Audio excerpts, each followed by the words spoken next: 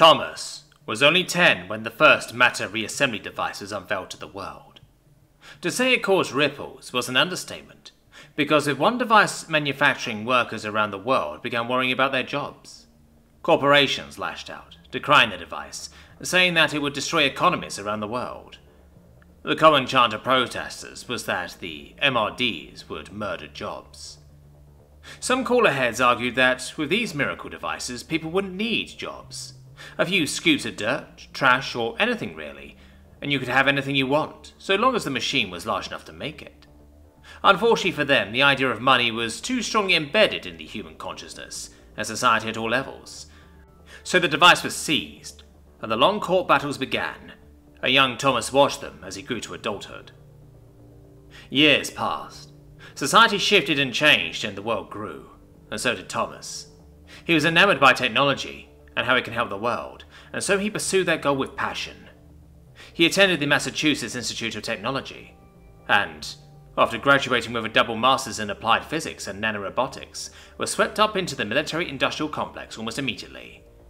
His first project, codenamed Hopscotch, was something he dreamed of since he was a child watching sci-fi movies: teleportation.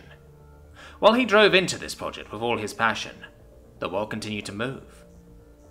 A rogue scientist released the schematics for the matter reassembly device on the internet and became an international celebrity and fugitive overnight. World tensions increased to levels not seen since the lead-up to the Second World War. Economies were collapsing as people built their own matter reassembly devices, and much to the device's creators' chagrins, began to immediately produce firearms, ammunition, and explosives. News of the hotspots of various civil strife were being played on nearly all television channels, even on the TVs in the corner of the lab space where Thomas was working, albeit muted. So focused on his work fine-tuning the device, he has spent the better part of 5 years building and testing. It took the general physically grabbing his shoulder to drag him back to the present. Embarrassed, Thomas stood and greeted General Gredon. "Sorry about that, sir.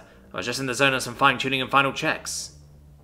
With a deep laugh, the general replied, "Son, if this works the way you say it will, I'm prepared to forgive you any lapses in decorum." Thomas looked around, taken in the sight of several high-ranking military personnel and department heads of his own company arriving. With a final glance at the device, Thomas turned and strode up to the little podium set up before the gathered VIPs, and with a broad smile began addressing the group. "Good afternoon, ladies and gentlemen. Please be seated and we will begin this briefing and demonstration of Project Hopscotch." After they had taken their seats, he continued. "What you see behind me is the Mark 17 prototype of a matter transferal system, MTS for short, or for those more inclined to science fiction, a teleporter." Thomas looked behind him at the two hexagonal platforms, 2 meters in diameter with a thickness of 1 meter. Massive bundles of cable snaked out from underneath the sides and back, running to several server racks or disappearing into the walls.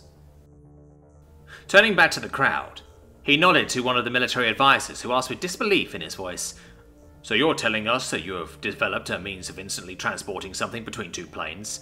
That is rather hard to believe." Most of the other VIPs nodded along with that statement, and honestly, Thomas expected questions like this. Thomas nodded as well. "You are correct in that it can transport an object between 2 points. It is not, however, instantaneous," he replied to the advisor, "but we are working on that as well." Shuffling his nose, Thomas continued, "Before the development of the matter reassembly devices, or MRDs, you would be correct that this is pure science fiction, but, and I cannot stress this enough, MDR's technology is the key that will open the doors to the future." Looking at each one of the guests as he spoke to drive the point home, the ability to break down and reassemble matter is a key element to Project Hopscotch, and I believe you will understand better after a quick demonstration, Thomas added. Stepping back from the podium, Thomas walked over to a lone computer terminal setup between the 2 platforms, inserted his ID card and began entering commands. Turning his head, he continued to speak to the guests. While today's meeting was originally planned to be a simple project reveal and status report, the scope of this goes way beyond what simple words can convey.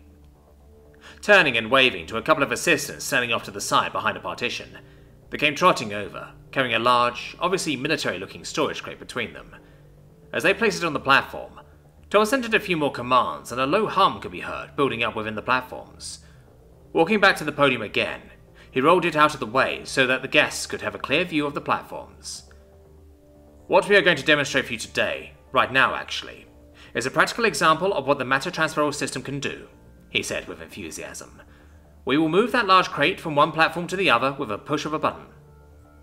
With a smile, he turned and moved back to the terminal. With a click of a key that seemed to echo across the room, the low hum began to increase. A mist seemed to rise up from the two platforms, enveloping the boxes on the first platform until they were obscured. Lights could be seen flashing within, and the boxes appeared to be dissolving before their eyes. Quickly, the boxes vanished from the first platform, and then from the server racks along with the wall, a sound that could be described as a jet engine throttling up, and could be heard and within the mist on the second platform. Strobing lights began flashing as the boxes began to rematerialize before their eyes. There was a moment, after the boxes had fully reappeared on the second platform, as the machinery began to quiet down, where you could feel the pregnant pause in the air. The disbelief being physically forced out of a group of people who just witnessed something that, until now, was firmly in the realm of science fiction or fantasy. Then the dam broke, and the VIPs immediately began talking over each other, and Thomas stood there, proudly basking in light of victory. He had made an impossibility possible. Of course, the expected questions were asked, such as what its range was, how much it could teleport now or in the future versions, and the big one, can it teleport living beings? With that last question, Thomas gestured for the guests to return to their seats and rolled the podium back to his spot. Looking at the group, he put on a serious look on his face and said, "At this time we have not tested living beings. We do plan testing for that further down the line, but for now, we are focused on the successful transfer of materials." Letting the serious look slip into a grin, he continued, "But theoretically it is possible." After that, Thomas answered a few more questions before ending the meeting. The General congratulated him, and jokingly warned him of further meetings, paperwork and demonstrations. It was a dream come true, a vindication of his passion and dreams to create something that could make the world better, even if it started off as a military project. The civilian uses for this were world-changing, he thought to himself, while going over to the post-tech checklist and powering down the machine. Thomas climbed onto Platform 1 to perform the physical inspection, and thought he could hear some loud commotion coming from outside the building. Looking up in confusion, the building began to shake violently, and a massive electrical surge passed through the lines connecting to the machine. The last thing he saw was a bright flash of light, followed by an extreme feeling of vertigo, before nothing at all. Slowly, senses began to return to Thomas. First was a weightless sensation, followed by nausea that made him want to vomit. Then came pain, as if someone had run an electric current over every inch of his body. Finally, he heard a choked scream, followed by a wet splattering. The scream was his own, abruptly cut off by his nausea finally winning out, and him throwing up what felt like every meal he had ever eaten. Slowly, the tingling sensation in his limbs relented, and feeling returned, and he found himself on all fours on the second platform, a cool and breezy wind tugging at his clothes. As his vision cleared, he took in a sight that made him blink in disbelief. It resembled the test chamber if someone had taken a wrecking ball to the building it was located in. Great holes exposed the space to the outside, revealing a sky filled with dark, boiling clouds. Dust and debris was scattered across the floor and platforms. The wall where the service once stood was intact, but the service had a melted appearance and was sparking wildly. The smell of vomit and ozone filled the air. Standing up, Thomas took this all in, and out loud said the first thing that came to his mind.